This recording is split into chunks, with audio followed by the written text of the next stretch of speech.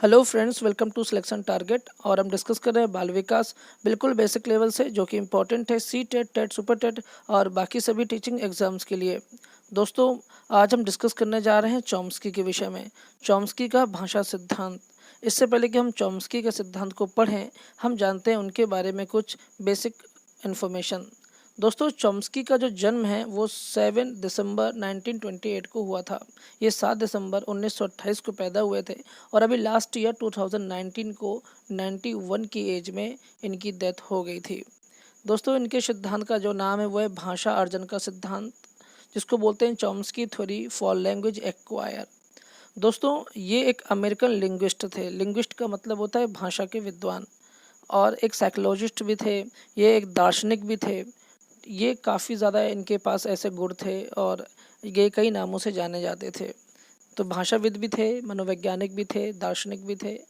अब इन्होंने जो सिद्धांत दिया है उससे जुड़ी हुई कुछ और इम्पोर्टेंट बातें हम जानते हैं।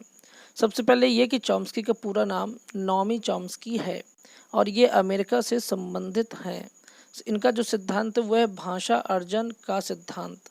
और एक सिद्धांत इनका और है जिनको जेनरेटिव ग्रामर का सिद्धांत भी कहते हैं। एग्जाम में पूछ सकता है कि जेनरेटिव ग्रामर का सिद्धांत किसने दिया, तो चॉम्स्की ने दिया। भाषा अर्जन का सिद्धांत किसने दिया, तो चॉम्स्की ने दिया। इनकी पुस्तक भी आती है कि सिंटैक्टिक स्ट्रक्चर्स, ये इनकी पुस्तक का नाम है। एग्जाम में पूछा जा सकता है। तो आपको 3 इम्पॉर्टेंट यहाँ से क्वेश्चन तो बनते ही हैं। वो एक ये कि उनके सिद्धांत का क्या नाम है, तो भाषा अर्जन का सिद्धांत। उनके जो या आ सकता है कि जनरेटिव ग्रामर का सिद्धांत किसने दिया, तो वो भी नॉमी चॉम्स्की ने दिया है। और इनकी जो पुस्तक है सिंटैक्टिक स्ट्रक्चर्स, ये किनकी है, ये भी चॉम्स्की की है। तो ये 3 क्वेश्चंस यहाँ से बन सकते हैं, इसलिए आप ध्यान से इनको अपनी नोटबुक में राइट कर लीजिएगा या इनको याद कर लीजिएगा। दोस्तों, यहाँ पे कुछ और 2 पॉइंट्स मैंने यहाँ पे डिस्कस किए हैं कि अपनी पुस्तक के द्वारा चॉम्स्की ने पूर्व स्थापित संरचनावादी भाषा वैज्ञानिकों की मान्यताओं को चुनौती देकर के ट्रांसफॉर्मेशनल ग्रामर की बुनियाद रखी। मतलब ये कि इससे पहले जो चॉम्स्की से पहले जितने भी मनोवैज्ञानिक थे उनका मानना था कि जो भाषा है वो कहीं ना कहीं परिवेश से मिलती है या सीखता है बालक। मतलब बालक में कोई भी भाषा का ज्ञान पैदाशी या जन्मजात नहीं होता है। वो जो कुछ भी सीखता है, छोटे से छोटे वर्ण भी, वो इसी दुनिया में आकर के सीखता है। जबकि जो चॉम्स्की हैं उनका मानना था कि बच्चे में जन्मजात भाषा के कुछ गुण होते हैं और बाद में वो उनको अपनी विधियों से या आसपास के माहौल से वो चीज़ें डेवलप होती हैं। ऐसा नहीं है कि बालक के अंदर कुछ भी नहीं है। अगर ऐसा होता तो बालक जो आवाज़ निकालता है छोटे में आ करता है, जैसे बुलाते रहते हैं जिसको क्विंग बोलते हैं, तो वो चिल्लाता रहता है, अपनी कुछ ना कुछ आवाज़ निकालता रहता है। इसका मतलब है कि उसके अंदर कुछ ना कुछ शब्द हैं, लेकिन वो अपने अनुभवहीनता यानी जो कि छोटा है तो वो अपने शब्द कह नहीं पाता है। तो कहने के पुराने विचारों को की बुनियाद को हिलाने के लिए, उनको उनकी बुनियाद को गलत साबित करने के लिए चॉम्स्की ने अपना एक सिद्धांत दिया जो कि भाषा अर्जन का सिद्धांत है। और जिनमें उनका मानना भी था कि जो भाषा अर्जन है वो जन्मजात होती है। तो ये एग्ज़ाम में कई बार पूछा गया है। ठीक है, आगे हम इसको और विस्तृत रूप से डिस्कस करेंगे। अगला पॉइंट है कि चॉम्स्की का मानना था कि मानव शिशु में व्याकरण की संरचना का एक अंतर्निहित एवं जन्मजात खाका होता है, जिसे सार्वभौम व्याकरण की संज्ञा दी गई है। मतलब कहने का मतलब यही है कि ये जो मानते थे कि बच्चे में जो होता है, यानी जो मानव शिशु का यहाँ मतलब है कि मनुष्य के बच्चे में जो अंतर्निहित जन्मजात, देखिए यहाँ पे जन्मजात वाली बात आ रही है। किसी किसी कभी कभी आपने एग्जाम्पल के तौर पे मैं आपको बताता हूँ कि आपने देखा होगा कि किसी किसी के पेरेंट्स जो होते हैं वो बहुत एक्टिव होते हैं, बहुत बहिर्मुखी होते हैं, बहुत बोलने वाले होते हैं। तो उनके बच्चे जो होते हैं वो बहुत जल्दी बोलना सीख जाते हैं। तो अगर सब कुछ बच्चे यहीं पर आकर के मतलब उनको एक अवस्था के आधार पर वो लोग अगर सीखते हैं तो सभी बच्चे समान रूप से सीखना चाहिए सभी बच्चों को। लेकिन कुछ बच्चे जल्दी सीखते हैं, कुछ देर में सीखते हैं। उसके लिए भाषा का एक माहौल है, वो बात की बात है। लेकिन कहीं ना कहीं बच्चे में ऐसे जन्मजात गुण भी होते हैं। एक ही उम्र में बच्चे जो होते हैं, कोई बच्चा बहुत अच्छा बोल लेता है, कोई बच्चा बहुत कम बोलता है। तो ये सब बात की बातें हैं, लेकिन जन्मजात गुण कहीं ना कहीं इससे प्रभावित होते हैं। तो दोस्तों, आगे जो भाषा विकास के मुख्य कारक हैं वो है पहला सामाजिक कारक। तो जो चॉम्स्की का मानना है वो याद रखिए बस, जो एग्ज़ाम में आता है कि जन्मजात, क्योंकि हर एक सिद्धांत का एक कुछ ना कुछ अपवाद होता है, उसका कोई ना कोई उसको क्रिटिसाइज़ करता है, उसकी आलोचना करता है, इसलिए आप कन्फ्यूज़ नहीं होइएगा। बस सिद्धांत पे ध्यान दीजिए कि किसने क्या कहा। तो भाषा विकास के जो मुख्य कारक हैं उनमें जो पहला कारक है वो है सामाजिक कारक। इसका मतलब ये है कि बालक जब जन्म लेता है तो उसके आसपास के परिवेश में, उसके समाज में जैसी भाषा बोली जाती है, बच्चा उसको अर्जित कर लेता है, उसको सीख लेता है और उसको प्रयोग करने में लग जाता है। दोस्तों अगला है शैक्षिक कारक। शैक्षिक कारक क्या होता है? जैसे कि विद्यालय या कहीं कॉलेज वगैरह में जहाँ पर भी बालक को एक नई नई तरह की भाषा सीखने का अवसर मिलता है, तो वहाँ से बालक उस भाषा का अर्जन करता है, तो वो शैक्षिक कारक कहलाते हैं। जैविक कारक क्या होता है? जैविक कारक एक तरह से आनुवांशिक कारक होते हैं। किन्हीं किन्हीं पेरेंट्स के बच्चे जो होते हैं वो इतने एक्टिव होते हैं ऑलरेडी बचपन से ही, पैदा होते ही। देखिए आपने कई बार वायरल वीडियो भी देखे होंगे जिसमें कि बच्चा है वो सिर्फ उसने जन्म लिया है और माँ उससे कुछ कह रही है, वो उसको समझ भी रहा है और रिस्पॉन्स भी कर रहा है, तो ये कहीं ना कहीं एक आनुवांशिक कारण भी होता है। तो कहीं ना कहीं बच्चे में जन्मजात गुण तो होते ही हैं, और इसीलिए चॉम्स्की का ये जो भाषा अर्जन का सिद्धांत है जो कि जन्मजात है, ये काफ़ी ज़्यादा उपयोगी और फेमस हुआ। दोस्तों यहाँ पर ये जो सारणी मैंने यहाँ पर आपसे डिस्कस की है, ये इनको आप ध्यान से ज़रूर समझ लीजिएगा, क्योंकि एग्ज़ाम में ये कभी कभी पूछ लेता है कि जन्म से 8 माह तक बच्चे 0 शब्द सीखते हैं, मतलब उनमें शब्द का भंडार नहीं होता, वो सिर्फ आ है, मतलब कुछ भी ये करते रहते हैं ना, इस तरह की आवाज़ निकालते रहते हैं, तो उनमें 0 शब्द होते हैं बिल्कुल। 9 माह से 12 माह तक 3 से 4 शब्द सीख लेता है। 1.5 वर्ष तक जो होता है वो 10 से या 12 शब्द सीख लेता है। 2 वर्ष तक वो 272 शब्द सीख लेता है। तो ये जो शब्दों की संख्या दी हुई है ये कोई बहुत ज़्यादा इम्पोर्टेंट नहीं है। शुरू के ही शब्द थोड़ा सा इम्पोर्टेंट है कि वो जन्म से 8 माह तक कितने शब्द होते हैं, 3 0 होते हैं। 9 माह से 12 माह तक 3 से 4 शब्द होते हैं। 10 से 12 शब्द होते हैं। हालांकि इससे जो सवाल होते हैं वो बहुत ज़्यादा बनते नहीं हैं कोई, ठीक है। लेकिन चॉम्स्की के विषय में जो मैंने पहले डिस्कस किया शुरुआती में, वो चीज़ें एग्ज़ाम के पर्पज़ से काफ़ी ज़्यादा महत्वपूर्ण होती हैं। तो आप थोड़ा सा बेसिक नॉलेज रखते रहें, उसके लिए मैंने यहाँ पर ये जो सारणी है उसको डिस्कस करना ज़रूरी समझा। दोस्तों भाषा विकास के कुछ सिद्धांत हैं जिनमें आपको 4 सिद्धांत पढ़ने का अवसर मिलेगा। सबसे पहले कि चॉम्स्की का भाषा अर्जित करने का सिद्धांत क्या है, उसको हम डिस्कस करते हैं। कि चॉम्स्की का कहना है कि बच्चे शब्दों की निश्चित संख्या से कुछ निश्चित नियमों का अनुसरण करते हुए वाक्यों का निर्माण करना सीख जाते हैं। इन शब्दों से नए नए वाक्यों एवं शब्दों का निर्माण होता है। इन वाक्यों का निर्माण बच्चे जिन नियमों के अंतर्गत करते हैं उन्हें चॉम्स्की ने जेनरेटिव ग्रामर की संज्ञा प्रदान की है। ये मैंने इसलिए लिखा ताकि आपको पढ़ने में, मैं क्या बोल रहा हूँ वो चीज़ आपको यहाँ पढ़ने में आसानी हो, इसलिए अब मैं इसको डिस्कशन करता, आपको एक्सप्लेन करता हूँ कि चॉम्स्की का कहने का मतलब ये था कि बच्चों में जन्मजात कुछ भाषा के गुण होते हैं जिनको वो अपने हिसाब से बोलना सीख जाता है। ये उसमें कुछ ना कुछ पहले से ही वो गुण होते हैं, इसी को जेनरेटिव ग्रामर कहते हैं। यानी ऐसे कुछ ग्रामर के गुण होते हैं कि वो कुछ ही शब्दों को सीख जाता है और उन्हीं शब्दों से वो काफ़ी अपनी भाषा को अच्छी बना ले जाता है और वो बोलने लग जाता है। तो ये सिद्धांत चॉम्स्की का बहुत ही इम्पोर्टेंट है कि चॉम्स्की जो भाषा के लिए किसको ज़्यादा इम्पोर्टेंट मानते हैं, तो वो जन्मजात प्रेरक को मानते हैं, या उनका मानना है कि जो भाषा का ज्ञान होता है वो बच्चे में जन्मजात होता है। तो सवाल किसी भी रूप में पूछा जा सकता है, लेकिन अगर आपको सिद्धांत अच्छे से क्लियर है तो आपका ये 1 नंबर जो है वो बिल्कुल मिस नहीं होने वाला है। दोस्तों एक चीज़ और है कि इसके बाद मैंने लास्ट में एक क्वेश्चन दिया है जो कि सीटेट में पूछा गया था, उसका अगर आप जवाब दे पाते हैं तो इसका मतलब है कि आपकी तैयारी अच्छी हो रही है। अगला सिद्धांत है कि परिपक्वता का सिद्धांत, यानी थ्योरी ऑफ मैच्योरिटी। ये क्या है दोस्तों? परिपक्वता का मतलब ही होता है कि एक तरह से पूर्णतः विकास का हो जाना। यानी परिपक्वता का तात्पर्य है कि भाषा अवयवों एवं स्वरों पर नियंत्रण होना। बोलने में जीभ, गला, तालु, होंठ, दांत तथा स्वर यंत्र आदि जिम्मेदार होते हैं। इनमें किसी भी प्रकार की कमजोरी वाणी को प्रभावित करती है। इन सभी अंगों में जब परिपक्वता होती है तो भाषा का नियंत्रण होता है और अभिव्यक्ति अच्छी होती है। कहने का तात्पर्य ये है कि अगर बालक के जो भी बोलने वाले अंग हैं, जैसे वो बालक मुंह से बोल रहा है तो लेकिन प्रयोग तो वो कई अंगों का कर रहा है, जैसे कि जीभ का, गला का, तालु का, होंठ का, दांत का, वो इन सब का भी प्रयोग कर रहा है। अगर कहीं ना कहीं इन सभी अंगों में कोई ना कोई डिफेक्ट है या कोई कमज़ोरी है या परिपक्व नहीं है, तो बच्चे जो होते हैं वो सही भाषा का प्रयोग नहीं कर पाते हैं, सही शब्द भी नहीं बोल पाते हैं।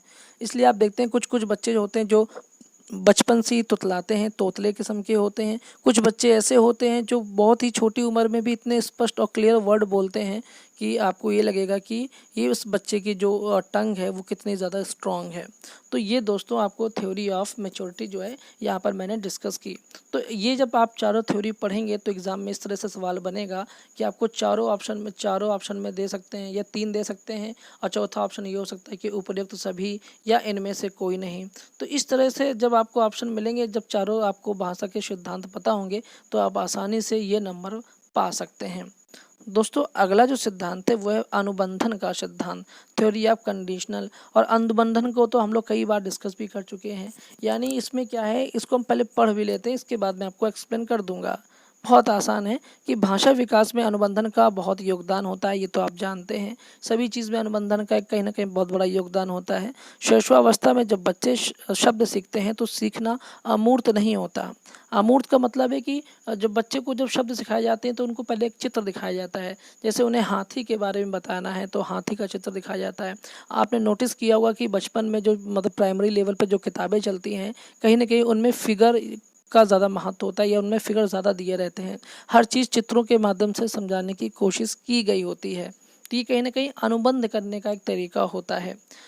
तो बच्चे जब शैशवावस्था में होते हैं तो वो जब कुछ चीज़ सीखते हैं तो वो अमूर्त नहीं होता, यानी उन्हें कुछ ना कुछ दिखा करके उनको सिखाने की कोशिश की जाती है। इसी तरह बच्चे विशिष्ट वस्तु या व्यक्ति से साहचर्य स्थापित करते हैं और अभ्यास हो जाने पर संबंधित वस्तु या व्यक्ति की उपस्थिति पर संबंधित शब्दों से संबोधित करते हैं। जैसे कि छोटी सी एज में बच्चे को अगर दिखाकर किसी व्यक्ति को दिखा करके कहा जाए कि बेटा ये आपके पापा हैं, ये आपकी माँ हैं, ये आपके चाचा हैं, तो धीरे धीरे वो बच्चा क्या होता है कि सीखता जाता है।